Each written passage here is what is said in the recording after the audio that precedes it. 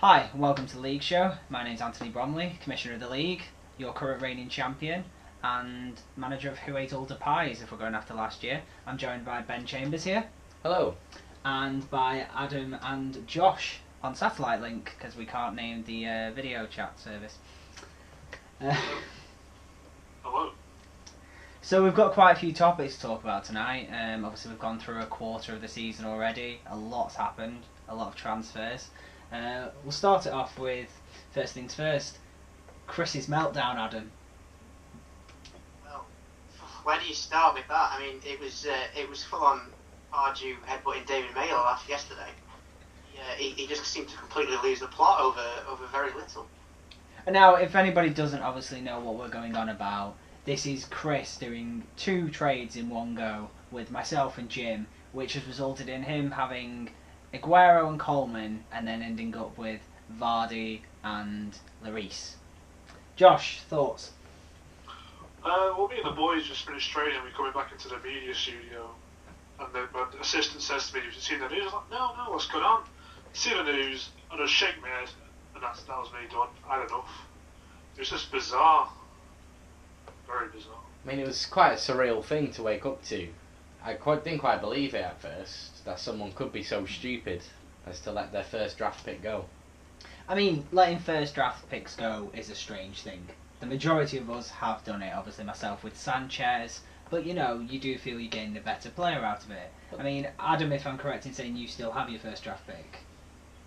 Yeah, that's right. I have my first 2 picks still intact, and I plan to stick with them because I think they'll be good in the long run.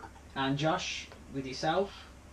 I got rid of David Silva for Eric Barley, who's now out for 2 months. That was a long time ago.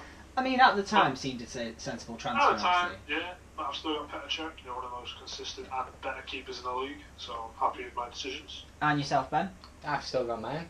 And who was yours again, sorry? Believe David De Gea. David De Gea. And you see, this is how the way first draft picks change. I believe Conrad's was Vardy, which obviously I ended up with, and have swapped off for Aguero, which, I'm blowing my own trumpet, is an amazing trade.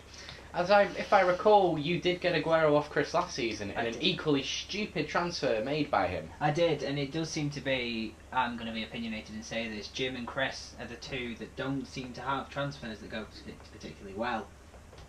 Thoughts, boys? Well, I'd say that this time, I think for the first time actually in 2 seasons, that Jim has actually done well business-wise. He's got a couple of solid players in yesterday, and I think he's made a bit of a mug of some of the other managers. Now, Josh, do you think that Jim can use these players, though? Do you think he'll actually be able to manage them in the right respect? Well, you look at last season, you go back to where he signed the whole Chelsea side. Well, let's go for this. It wasn't necessarily a Chelsea side. He signed Mourinho's team, and he seems to be doing the same thing again. Well, I believe he tried to do the same this season, I do believe, but he's somehow turned a corner, somehow snatched up Aguero, who arguably is the best player in the Premier League, for loose change. And it's a great signing for him, but it's whether he can get the best out of it.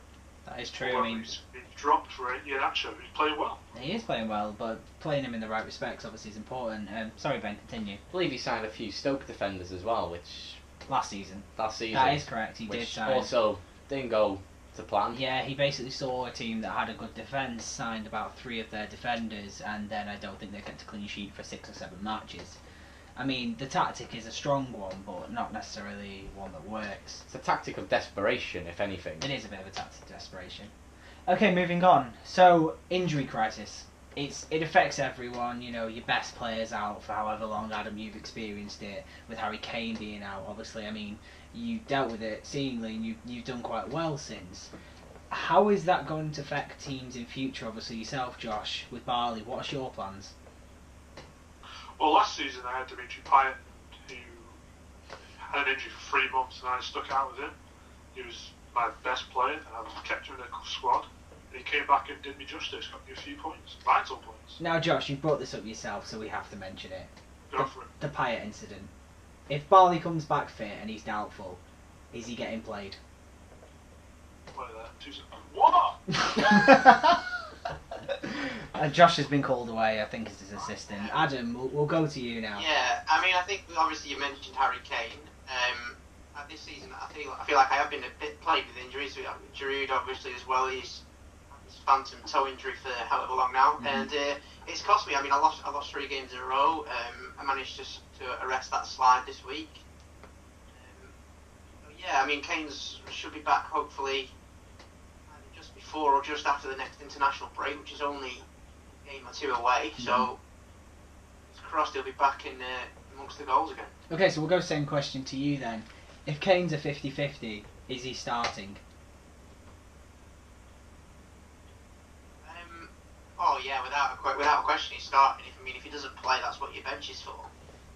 Someone can come in and maybe someone like Daniel Sturridge, who has already scored this evening, I believe. Yeah, exactly. Sturridge has. Now, players like that I just want to touch on.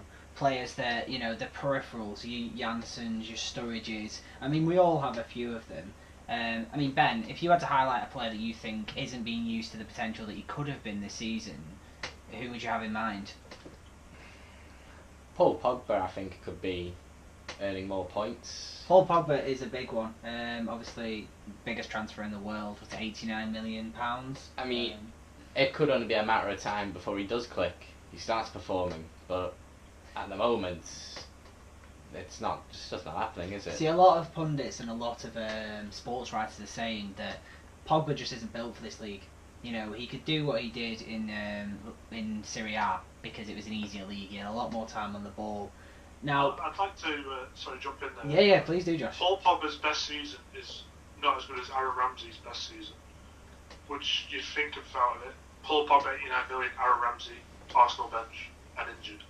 You think that Aaron Ramsey has better stats in one season than Paul Pogba in a harder league? Just doesn't add up to me. Now, is that because the manager's not getting the best out of him, or is it just the actual quality of the player, do you think? Obviously, Pogba's a quality player. Like, he was good at the Euros. He wasn't amazing. Obviously, he was in the shadow of Griezmann and Payet at times, but he was there. And just looking at him how he plays this season, he just doesn't look like he's there. He looks like he's off the page. He doesn't understand the Premier League yet, the physicality. Like, obviously, he's a big lad, but he's just not there yet. It's the pressure. It took Didier Drogba a few bumps to get into the Premier League, and look at him. Look what he did. Yeah, no, that is true. You were saying, Ben, it's the pressure. I mean, is it the price tag? Is it the team he's playing for? What sort of pressure? It's probably a mixture of all the above. He's got a big price tag on his head.